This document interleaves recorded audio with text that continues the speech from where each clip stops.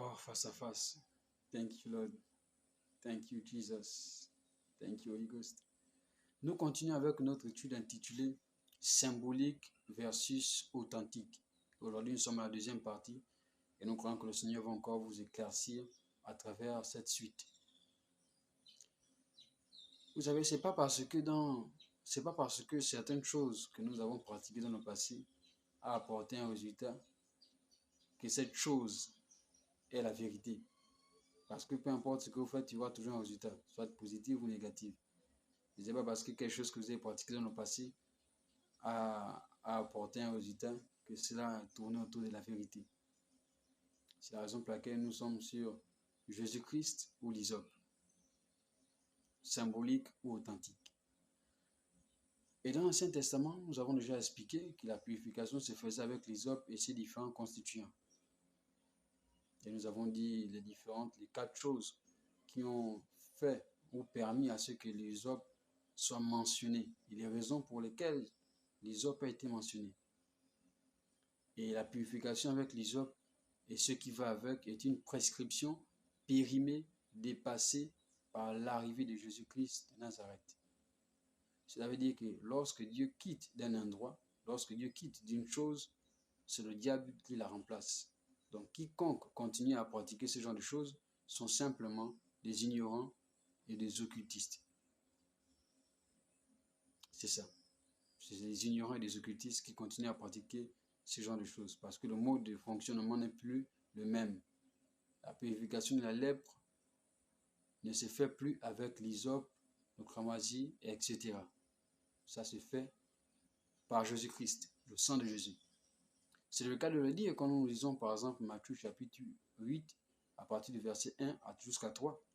Lorsqu'un lépreux vient vers Jésus et il dit à Jésus, si tu veux, tu peux me rendre pur. Jésus dit, je le veux, sois pur. Et la Bible nous explique, nous dit à l'instant, le lépreux a été purifié de sa lèpre. Il n'y a pas un endroit où la Bible nous explique que Jésus l'a purifié ou l'a ordonné de prendre de l'hysope et avec le cramoisi, etc. Non. Jésus a clairement dit, je le veux, sois pur. Et sur place, le lépreux a reçu sa purification. Donc la purification du corps ne se fait plus avec l'hysope. C'est dépassé, c'est périmé, ce genre de choses. Jésus a apporté une meilleure solution, une meilleure pratique, par son sang, et non par l'hysope. Et nous l'avons déjà dit dans la première partie, que la purification se faisait avec l'hysope, etc. Mais dans le Nouveau Testament, ça se fait avec le sang de Jésus. Et dans Matthieu 8, chapitre 1 à 3, celui qui est venu avec la lèpre, Jésus l'a guéri sans l'envoyer se laver avec l'hysope. Il a simplement dit, je le veux, sois pur. Et il a été purifié. Et nous avons aussi dit que la purification, et nous disons encore aujourd'hui, que la purification du corps, de l'âme ou de l'esprit n'est plus la même comme dans l'Ancien Testament. Lorsque nous prenons par exemple Jean chapitre 15, verset 3, Jésus dit, déjà vous êtes purs à cause de la parole que je vous ai annoncée. Cela veut dire que même la parole purifie. Donc, le sang de Jésus apporte la purification, elle lave. Ça lave plutôt. Et la parole de Jésus aussi lave. Elle purifie. Quand nous lisons par exemple Éphésiens chapitre 1 au verset 7, c'est écrit ici, en lui, par son sang, nous sommes rachetés, pardonnés de nos fautes, conformément à la richesse de sa grâce. Parce qu'il a lui apporté la grâce. Donc le sang de Jésus, ça lave, ça purifie. Or, dans l'Ancien Testament, il fallait l'hysope et toutes ces pratiques. Et il fallait impérativement le prêtre consacré par Dieu. Mais de nos jours, ce genre de pratiques n'existe plus parce que c'est trop de protocoles. Donc le sang de Jésus est meilleur que l'hysope et le reste. Et la purification des péchés n'est plus aussi la même. Nous n'avons plus besoin de purifier nos péchés par l'hysope et ce qui va avec comme sacrifice d'un animal.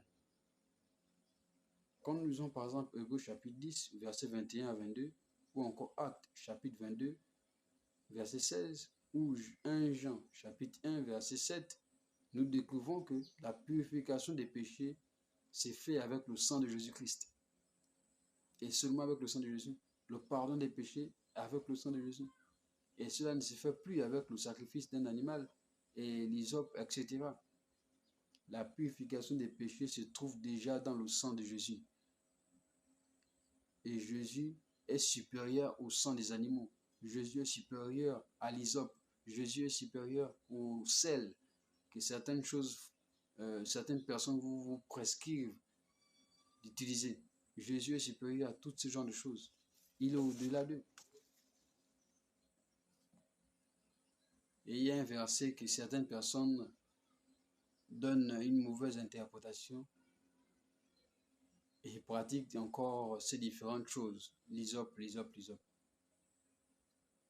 Et comme je dis, ceux qui le pratiquent sont soit des satanistes, soit des occultistes, ou soit des ignorants. Parce que pour envoûter quelqu'un, ou encore pour tromper quelqu'un, pour voler quelqu'un, on va simplement vous conduire, vous orienter à pratiquer ce genre de choses qui sont déjà dépassées et périmées. Vous êtes simplement en train de vous envoûter vous-même. Vous êtes en train de vous lier vous-même sans le savoir. Parce que Dieu n'est plus là-bas. Et c'est comme je dis, lorsque Dieu quitte un endroit, c'est le diable qui le remplace. Quand nous lisons par exemple Psaume chapitre 51, verset 9, vous allez vous rendre compte que ce que David a dit n'est pas ce que certaines personnes expliquent ou disent dans certains lieux de culte qui me semblent être des lieux des occultistes. C'est écrit ici dans Psaume chapitre 51 verset 9, c'est David qui parle, il dit ici, purifie-moi avec l'hysope et je serai pur, lave-moi et je serai plus blanc que neige. Maintenant, pour ceux qui sont intelligents, ils vont s'attarder à ces différentes phrases qu'il est tenté de dire ici. Il dit purifie-moi. Il n'a pas dit je me purifie. Il dit à qui? Il dit à Dieu. Et ça, c'est dans l'Ancien Testament. Parce qu'il savait que dans l'Ancien Testament, cette pratique était légale. Il dit purifie-moi. Il n'a pas dit je me purifie parce qu'il n'était pas un prêtre.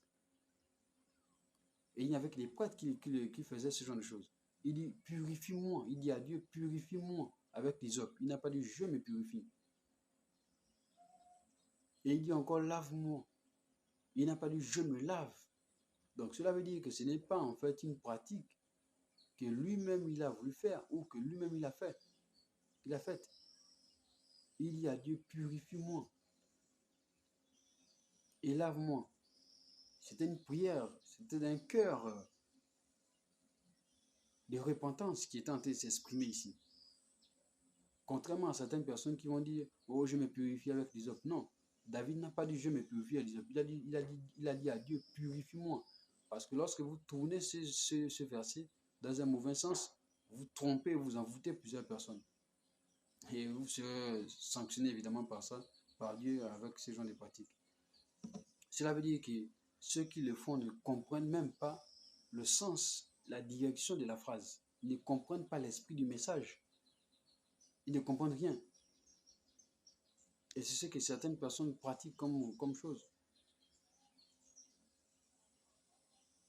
Ils recommandent de faire le bain du corps avec l'hysope. Ils recommandent de faire le bain du corps avec le sel. Ils recommandent de faire le bain du corps avec la savonnette de tel, de Guriel, de Saint-Michel ou Saint, je ne sais pas quoi, Gabriel, etc. Tout ça, c'est de l'occultisme. C'est de l'envoûtement.